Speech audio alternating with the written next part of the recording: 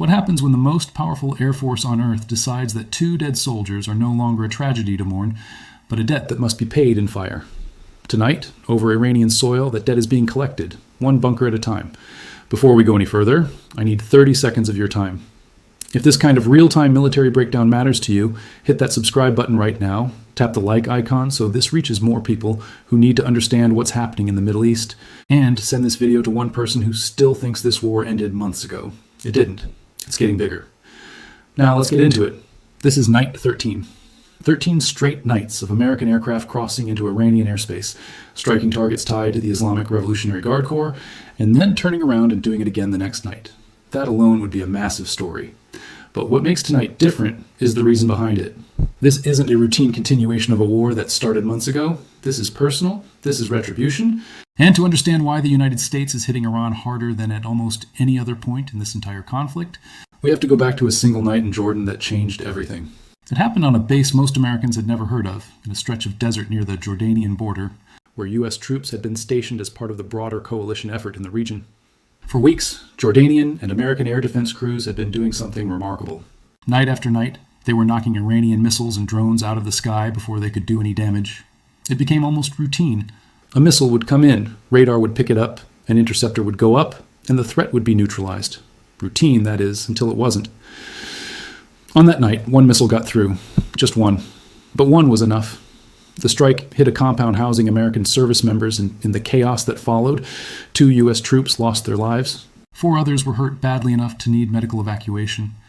And in the confusion of the attack, 1 more service member was reported missing, a status that, as of this recording, has still not been resolved. 2 dead, 1 missing, 4 wounded.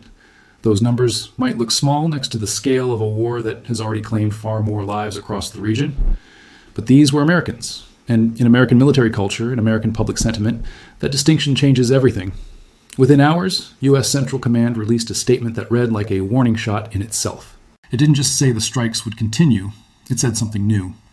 For the first time in this campaign, CENTCOM explicitly named the Revolutionary Guard as the intended target of retaliation. Not just Iranian military infrastructure in general, but the specific organization believed to have launched the missile that killed those 2 soldiers.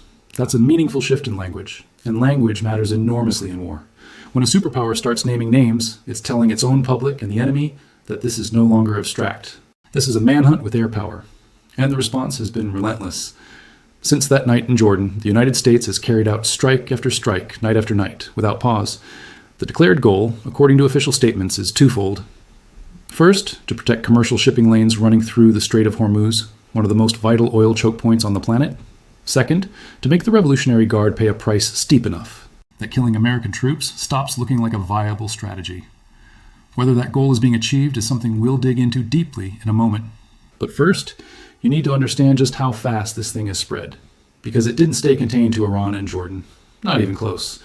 In the days since, the Revolutionary Guard has claimed responsibility for strikes on radar and air defense installations inside Jordan itself, hitting systems like Patriot batteries, and even components of the sophisticated Thiad missile shield. It has claimed hits on facilities in Kuwait, including fuel storage, drone hangars, and equipment depots at Ali Al Salem Air Base, a location that has become one of the most frequently targeted sites in this entire war. It has claimed strikes on Bahrain, home to the U.S. Navy's 5th Fleet, striking at drone maintenance areas and naval support infrastructure, sitting just miles from one of America's most important overseas bases. There have been reports of a tanker being struck near the Strait of Hormuz itself, a development that should worry anyone who cares about global oil prices, because it did.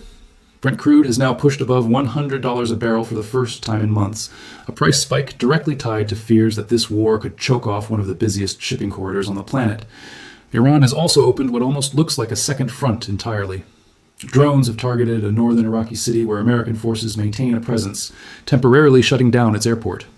Reports have surfaced of a strike on a communications tower inside Kuwait, which Iranian state media described as a direct answer to American attacks on Iranian telecom infrastructure. And in the Red Sea, Houthi rebels aligned with Iran have escalated their own campaign, striking Saudi-linked vessels and adding yet another pressure point to an already overloaded regional map.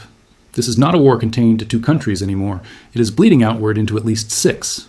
So where does that leave the United States? According to multiple reports, President Trump has been signaling that an even larger strike could be coming.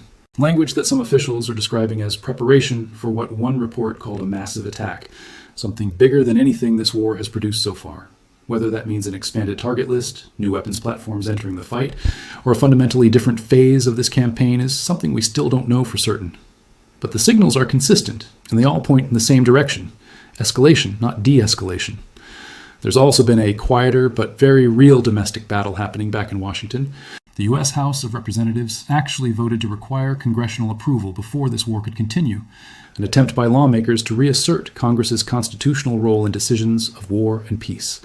That measure passed in the House. It failed in the Senate, which means, for now, the executive branch retains a free hand to keep prosecuting this campaign however it sees fit.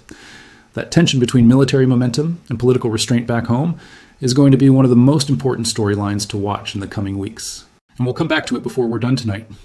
But right now, let's talk about how these strikes are actually being carried out, because this is where things get genuinely fascinating, and it's the part most coverage completely glosses over.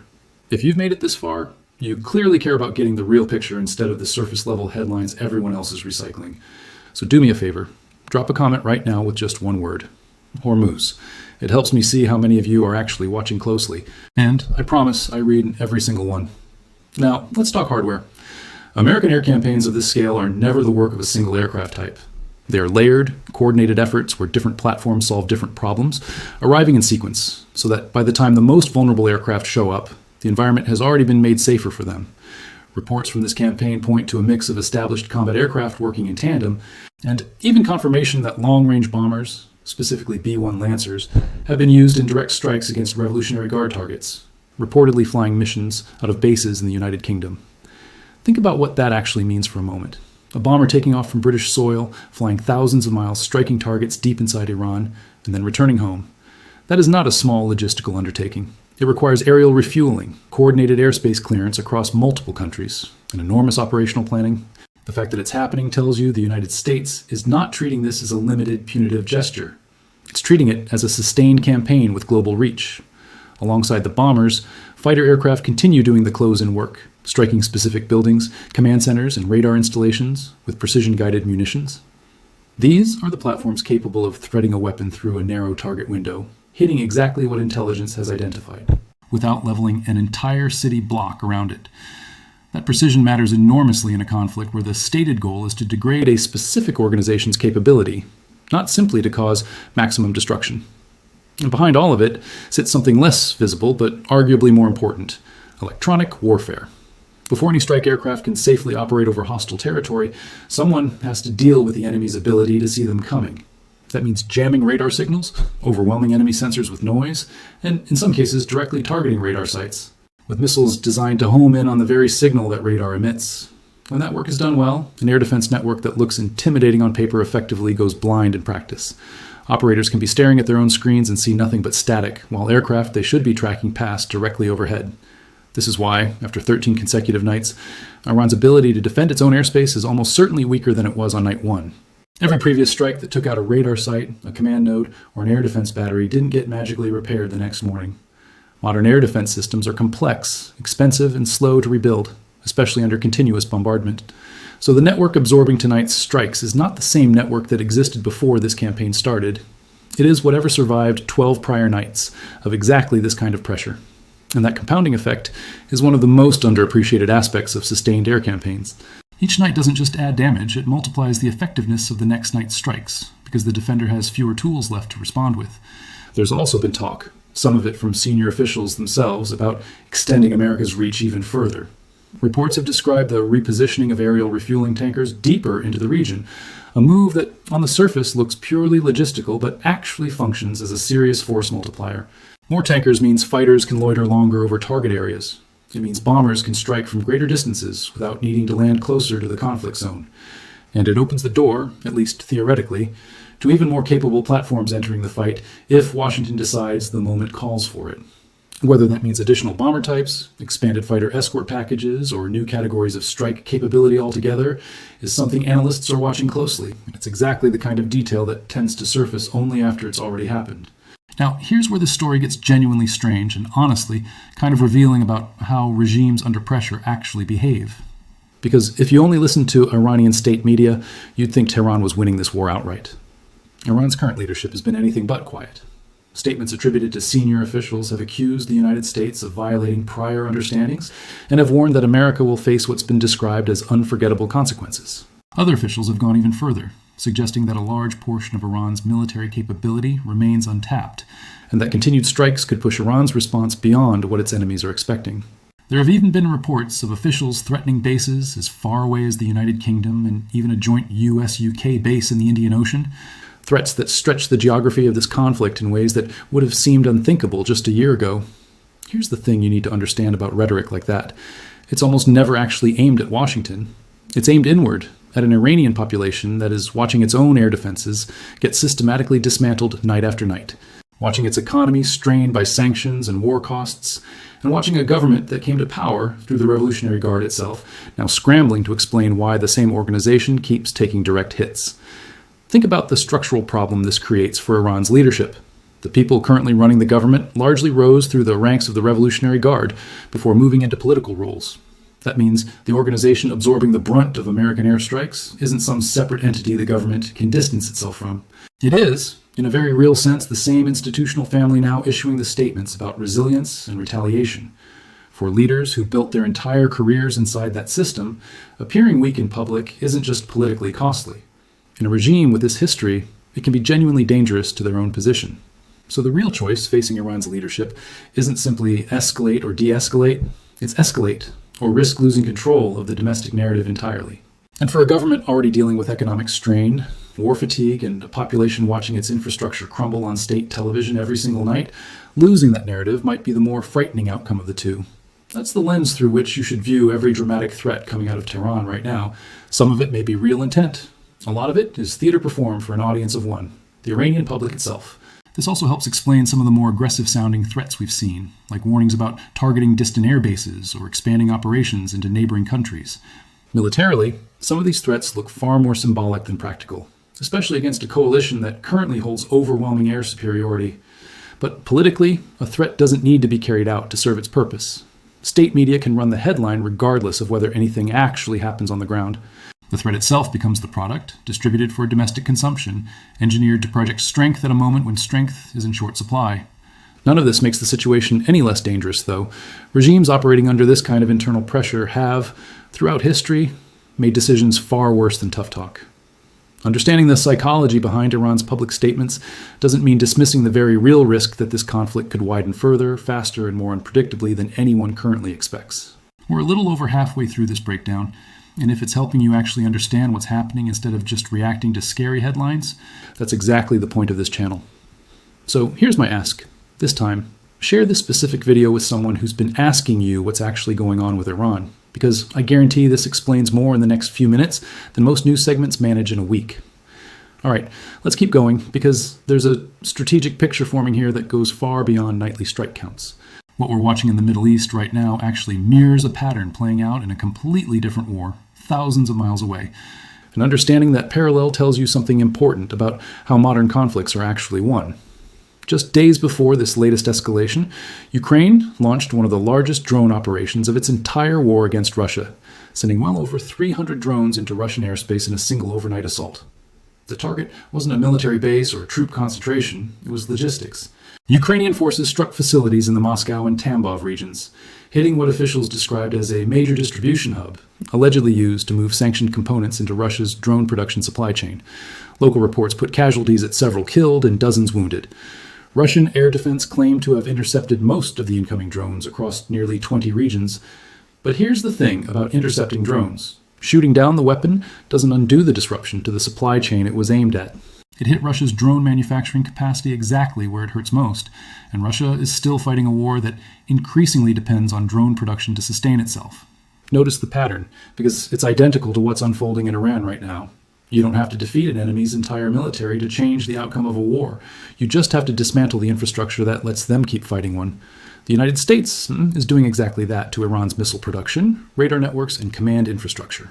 Ukraine just did the same thing to Russia's drone assembly lines. Different countries, different militaries, completely different battlefields, but the exact same underlying strategy.